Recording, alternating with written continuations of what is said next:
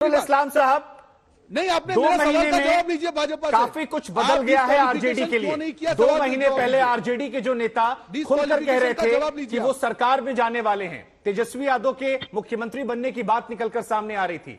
आज परिस्थितियां बदल गई हैं, आज वो मामला खत्म हो गया है। आप लोग लगातार अलग अलग चक्कर लगा रहे हैं। आज सीबीआई से लगातार पूछताछ चल रही है। 5 घंटे से तेजस्वी जी हैं, मीसा भारती जी 5 घंटे से ईडी के सामने हैं।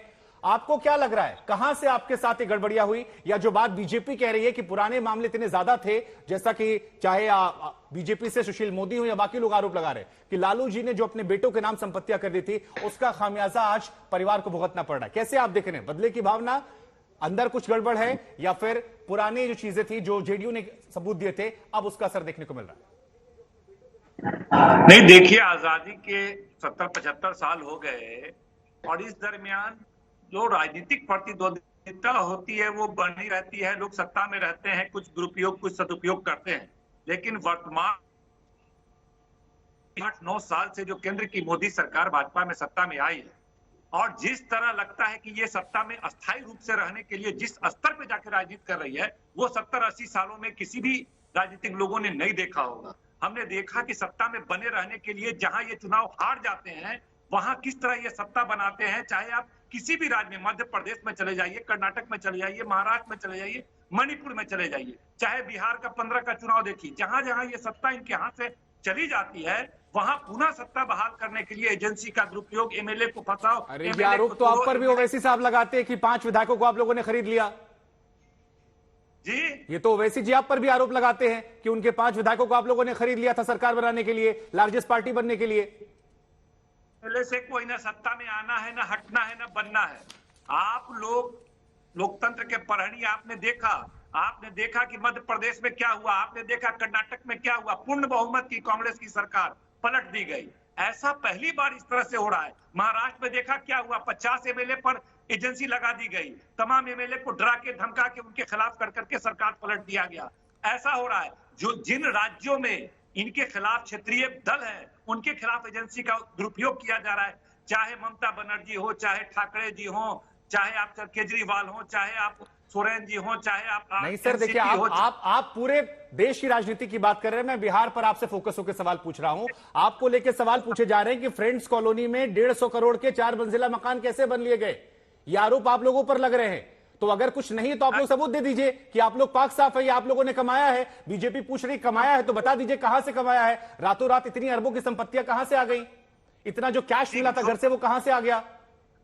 एक लाइन जवाब 4 लाइन दीजिएगा तो जवाब कितना लंबा हो जाएगा, जब सवाल तो एक लाइन में होना चाहिए।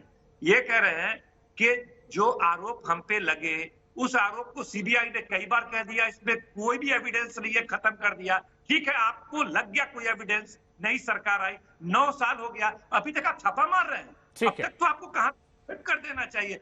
आप समझिए, 15 में सरकार हम बनाते हैं, आप छापा मारने पहुंच जाते हैं, सरकार बदल देते हैं, फिर हम 20 सरकार बनाते हैं। अभी ठीक है, ये बात आपकी, ये सवाल आपका वैलिड है। धीरेन्द्र कुमार मुन्ना जी, देखिए आरजेडी और जेडीयू दोनों ये आरोप लगा रहे हैं कि जांच करना गलत नहीं है, लेकिन जांच करना, फिर होल्ड पर रख देना, और उसके बाद फिर जब सरकार में थोड़ा उतार चढ़ाव हो फिर जांच कर देना, यह दर्शाता है कि राजनीतिक द्वेष के चलते ऐसी कार्रवाई की जा रही है। एलजेपी का इस पर स्टैंड क्या सर? 100 करोड़ रुपए की जांच करना जरूरी है। शुभंकर जी, 1000 करोड़ सबसे पहले तो भाई आप मुझे बोलने दीजिए, आपके बारे में मैंने नहीं टोका।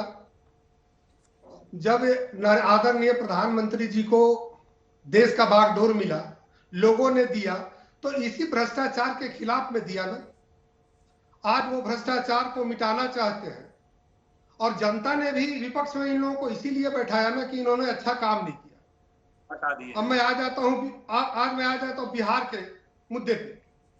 आज यही नीतीश कुमार जी, हम केसी त्यागी जी का बड़ा आदर करते हैं और बड़ी सूचता और अपने राजनीतिक जीवन में एक मर्यादा रखा है, ये भी नहीं बोल पा रहे हैं। लेकिन आज जो हो रहा है आरजेडी के साथ में, उसमें कहीं ना कहीं शकुनी की भूमिका आदरणीय ललन सिंह जी की रही है, और आज इसका पूरा आनंद नीतीश कुमार जी मौन व्रत रखकर ले रहे हैं। राजनीति होनी चाहिए, सुचिता राजनीति में होनी चाहिए, लेकिन क्या लालू जी का परिवार भ्रष्टाचार में सजा याफ्ता नहीं रहा है? क्या लालू जी नहीं रहे क्या? आज कोई आरोप लगा, पूरा देश जानता है कि इनका चाल चरित्र और चेहरा इस परिवार का क्या रहा। ऐसे में अगर किसी स्वायत्त संस्थाओं पर अगर आप आरोप लगाते हैं कि वह काम ठीक नहीं कर रही है, मुझे लगता है कि लोगों को गुमराह करने का काम कर रहे हैं। जदयू यहाँ पे आई थी तो भ्रष्टाचार को मिटाने के लिए और इसी जंगल राज का डर दिखा के पिछले 17-18 वर्षों से राज कर रही है। आज नीतीश कुमार जी को कौन सी ऐसी मजबूरी हो गई है, इसका जवाब हम अपने अभिभावक रहे हैं केसी त्यागी जी, मैं उनसे भी नहीं जानना चाहता हूं। लेकिन नीतीश कुमार जी कहीं ना कहीं सत्ता के लोभ में, प्रधानमंत्री बनने के लोभ में ऐसे लोगों से हाथ मिला लिए हैं जहां से भ्रष्टाचार की गंगोत्री बहती है। ठीक है, मैं इसका जवाब केसी जी से ले लूंगा।